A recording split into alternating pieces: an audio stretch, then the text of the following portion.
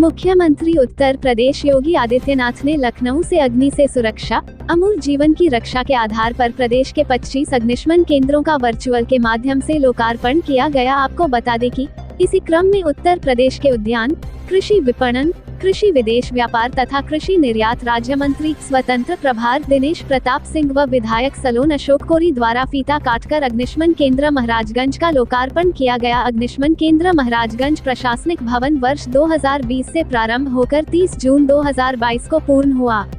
आवासीय व अनावासीय भवन की कुल लागत 1038.18 लाख तक है।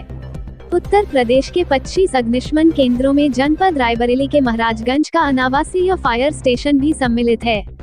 इसे उत्तर प्रदेश पुलिस आवास निगम ली 0 नियोजन केंद्र लखनऊ के द्वारा कार्य को पूर्ण कराया गया है। इस मौके पर राज्य मंत्री स्वतंत्र प्रभार ने फायर ब्रिगेड वाहनों को हरी झंडी दिखाकर किया रवाना किया। इस मौके पर जिलाधिकारी माला श्रीवास्तव, पुलिस अधीक्षक आलोक प्रियदर्शी, अपर जिलाधिकारी प्रशासन अमित कुमार, अपर पुलिस अधीक्षक विश्वजीत श्रीवास्तव, एसडीएम महाराजगंज शालिग्राम वर्मा व सीओ महाराजगंज राम किशोर सिंह सहित पूर्व ब्लॉक प्रमुख सत्येंद्र प्रताप सिंह, उमेश कुमार उर्फ कुन्नू, प्रतिनिधि राज्य मंत्री स्वतंत्र प्रभार डॉक्टर माताफेर सिंह, लखनऊ व यादव, विजय धीमान, राकेश मिश्रा, एनएसी प्रतिनिधि शिवम तिवारी एवं फायर स्टेशन के अधिकारी व कर्मचारी उपस्थित रहे। आइए देखते हैं इसके इंडिया न्यूज के लिए रायबरेली से रजनीकांत अवस्थी की रिपोर्ट।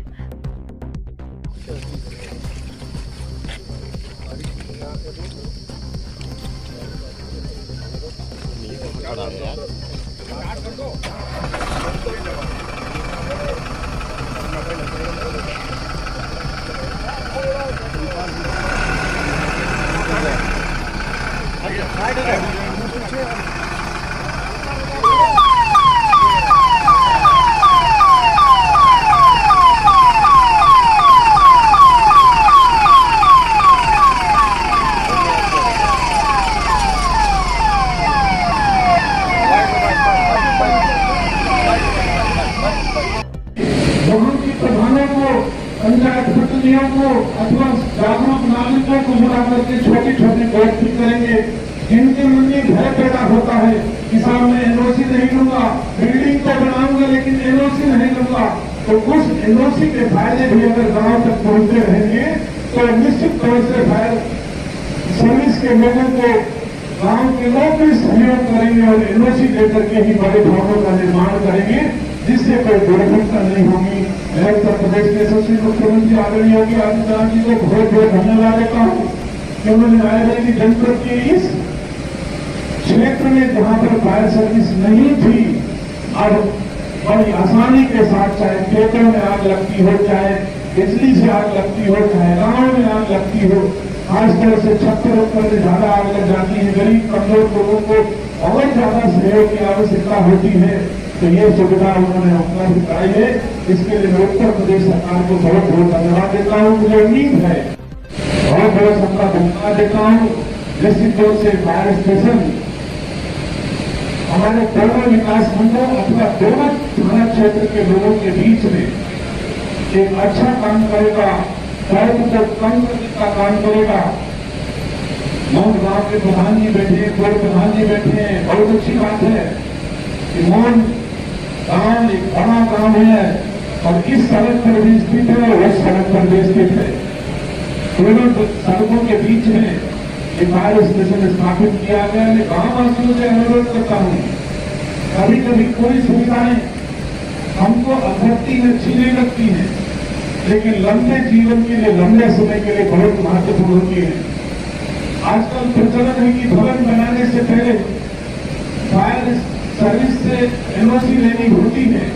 कभी कभी हम लोग नाराज हो जाते हैं, अब बताइए हम अग्निशमन केंद्र में क्यों जाएं, भरत न बनाते हम क्यों अग्निशमन केंद्र में जाएं। तो सब सिविल सोसाइटी के लोगों को और सरकार के अधिकारियों को मैं बहुत बहुत धन्यवाद देता हूँ। बहुत बहुत धन्यवाद। जय हिंद।